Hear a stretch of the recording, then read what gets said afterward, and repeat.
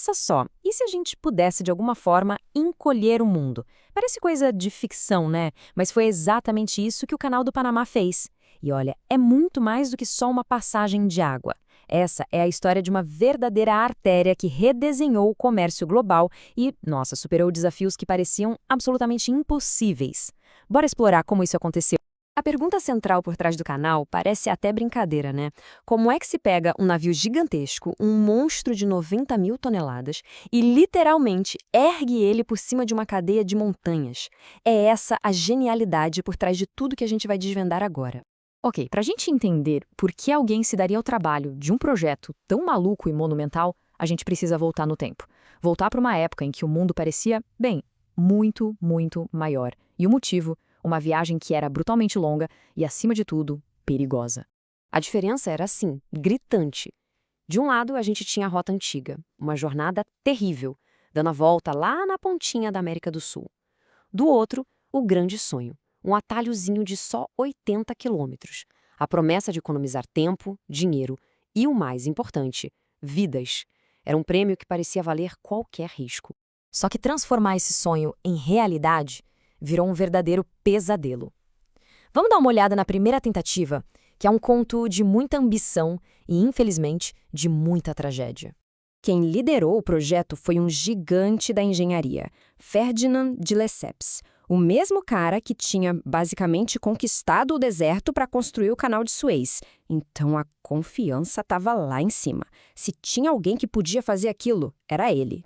Acontece que a selva do Panamá era um inimigo bem diferente. O clima era implacável. Doenças como malária e febre amarela simplesmente dizimaram os trabalhadores. A geologia se mostrou muito mais complexa do que qualquer um previu, e no final, o projeto francês desmoronou. Foi um colapso sob o peso de milhares de vidas perdidas e um fracasso financeiro total. Mas sabe como é? O fracasso francês acabou abrindo caminho para uma nova potência, que chegou com uma ideia totalmente nova. Uma ideia que não ia tentar lutar contra as montanhas, mas sim passar por cima delas. Primeiro, um pouco de geopolítica. Com o apoio americano, o Panamá se tornou uma nação independente, o que garantiu aos Estados Unidos o controle sobre a zona do canal. Em 1904, a construção começou para valer e uma década depois, o impossível tinha sido realizado. E aqui está a virada de chave, a mudança de pensamento que fez toda a diferença. A ideia dos franceses era cavar um canal no nível do mar, sabe? Uma vala gigantesca. Já os americanos perceberam que a solução não era cavar para baixo, mas sim construir para cima. Então, o pulo do gato é esse sistema de eclusas. Pensa nele como um elevador de água, literalmente. O navio entra, a porta fecha, a câmara enche de água e o navio sobe junto. O processo se repete algumas vezes até ele ficar autossuficiente para navegar por um lago artificial, o Lago Gatun, que fica lá no topo da cordilheira. Do outro lado, é só inverter o processo para descer. Simples, né? 26 metros. Essa é a escala da façanha. Para se ter uma ideia, isso é o equivalente a um prédio de quase 9 andares. Cada navio que passa por ali é elevado a essa altura toda para conseguir cruzar o continente. É simplesmente espetacular. Bom, com o desafio da engenharia resolvido, o impacto no mundo foi imediato e profundo. O canal não era só um atalho, ele foi uma reconfiguração completa das rotas comerciais do planeta. E para ter uma noção da importância dele hoje, pensa assim, cerca de 5% de todo o comércio marítimo do planeta passa por essa faixinha de água. Qualquer problema ali causa ondas de choque na economia global inteira.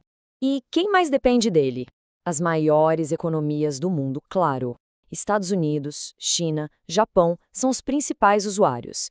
Eles usam o canal para conectar as fábricas da Ásia aos mercados da costa leste das Américas de um jeito muito, mas muito mais rápido e barato. Mas a história do canal é também a história do Panamá. Por décadas, ele foi basicamente um território americano dentro do solo panamenho.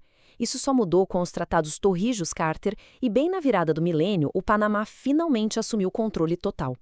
Hoje, essa maravilha da engenharia é o que move a economia do país. Só que a história não para, né? O canal, construído mais de 100 anos atrás, agora enfrenta desafios que os seus criadores jamais poderiam ter imaginado. O primeiro grande desafio foi o tamanho. Os navios ficaram gigantes e o canal original ficou pequeno. Isso levou a um projeto de expansão enorme que terminou em 2016, para permitir a passagem dos navios gigantescos Neo-Panamax e, claro, manter a rota competitiva.